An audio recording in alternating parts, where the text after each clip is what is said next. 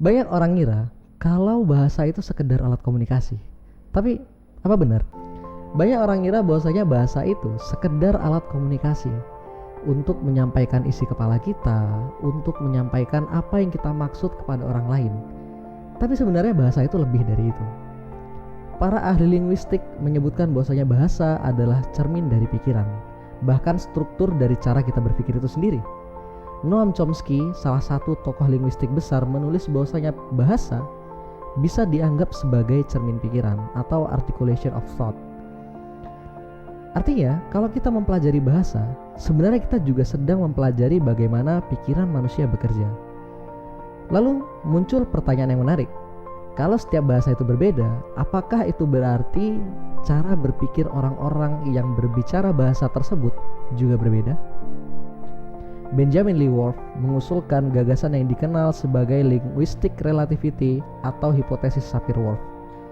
Menurutnya, struktur bahasa yang kita gunakan mempengaruhi cara kita melihat dunia. Contohnya sederhana.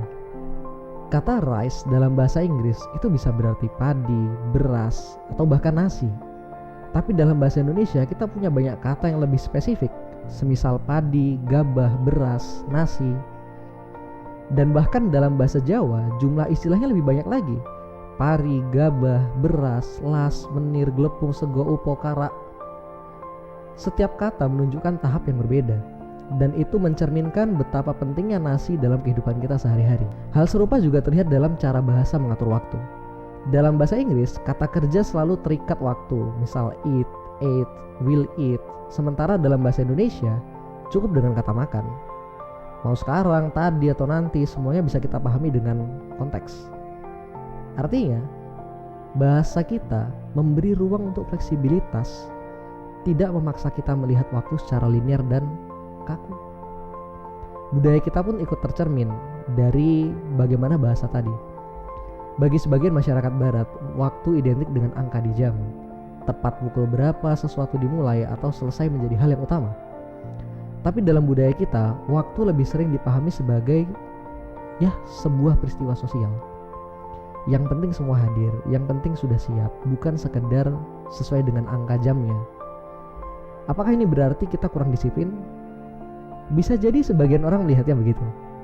Tapi dari sisi lain, ini menunjukkan bahwa kita lebih menekankan kebersamaan dibanding sekedar hitungan detik. Kesimpulannya, bahasa itu bukan hanya sarana bicara. Ia adalah lensa yang membentuk cara kita melihat dunia, dari kata-kata tentang nasi sampai cara kita mengekspresikan waktu. Semua itu adalah cermin dari cara kita berpikir, berbudaya, dan memaknai hidup. Jika suka dengan konten ini, jangan lupa like dan subscribe.